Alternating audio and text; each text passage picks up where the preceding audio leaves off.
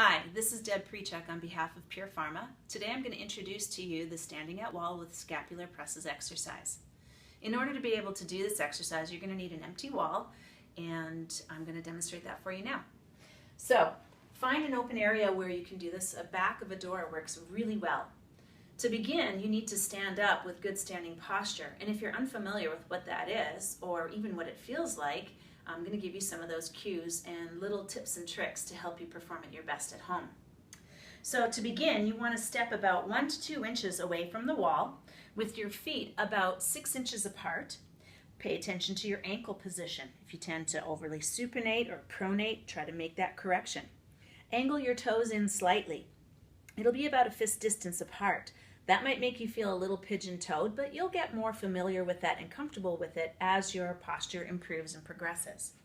From that point forward, stack your knees directly above the center of the ankle, and then think about your hips, your pelvis, and your spine also being nicely stacked. From there, pull your bottom to the back of the wall, your shoulder blades to the back of the wall, and then draw the back of the head also to the wall.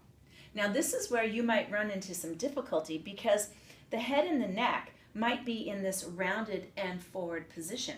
So in order to pull your shoulder blades back, if you notice your chin or nose angling upward, see if you can pull the chin down so you're about a fist distance from the chin to the chest. If you're unable to do that, then I suggest you keep your head just slightly off the wall and just work on that elongation. Over time, you're going to be able to pull back. Another major thing to be aware of is what's happening in your low back. So what we should not be able to do, and I'm going to move my arm out of the way, is we should not be able to slide our hand all the way through the wall like I'm demonstrating here. This is showing what I've got an anterior tilt and too much curve in my low back.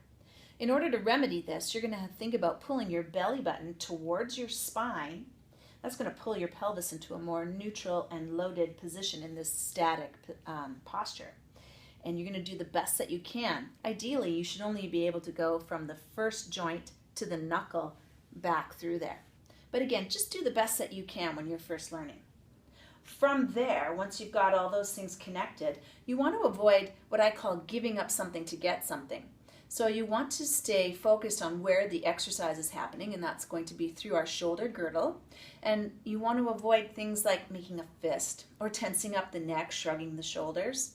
Other compensations that can show up over time, or maybe a knee bending or a heel wanting to lift up off the floor. So if you're noticing any of those things, then I suggest you just build up over time to the number of desired sets of repetitions in each set. Okay, from there we're going to get into the exercise. So we've got our head back, our shoulders, and our bottom touching the wall, good standing posture.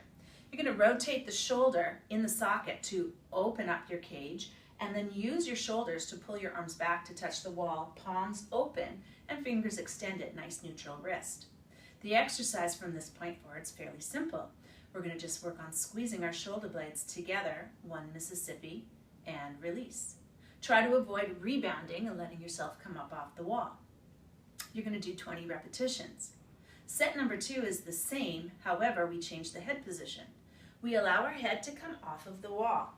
Now we want to do this without letting your shoulders round with it, because we're teaching your neck that it should move through flexion and extension without that rounded shoulder or forward head position. So it helps us to repair a lot of our biomechanics. So we let the head come forward. We do that 1 Mississippi and release kind of cue. What I like to encourage people to do is pause after the 5th rep. See if your head and your neck will release a little further. Go ahead and do the next 5 repetitions, and so on and so forth till you get to 20. You're going to feel a very lovely stretch down the base of the neck to the shoulder blades. Once you finish that, you're going to return your head back up, and we change the arm position. We're going to rotate internal. We're going to press the palms into the wall. Still work on that good postural alignment. Repeat that shoulder blade squeeze for 20 repetitions here. And then our 4th set is the same as the 2nd. We just allow the head to come forward without our shoulders pulling off the wall, and we pause every 5 repetitions to see if the neck and the head will release a little further. Now, a few things.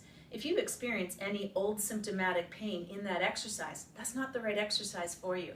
And I need you to reach out to your local community Find a great corrective exercise specialist or somebody who's really talented in mobility, corrective exercise, a physical therapist, and ask that person to help put together a unique program for your postural needs. Now, if you are able to do this exercise and you get through 4 sets, over time you can work on improving your shoulder range and your head and neck position. And so here's your little bonus exercise. Again, standing at the wall, we'll use the arms to come up to about 180 degrees across, open up the shoulder girdle, bend the elbows, and get the back of the wrists and fingertips on the wall. Maintaining that good alignment, start doing some nice shoulder and arm glides directly up and down. I suggest 3 sets of 10. It's a great warm-up for your CrossFit workouts. It's a great way to reposition the shoulders, and plus the most potential bonus out of this is that you're going to improve your posture. So if you have any questions about this exercise, please reach out. I'd love to answer any questions you might have, and I'd love to know how it goes for you. Thanks for watching.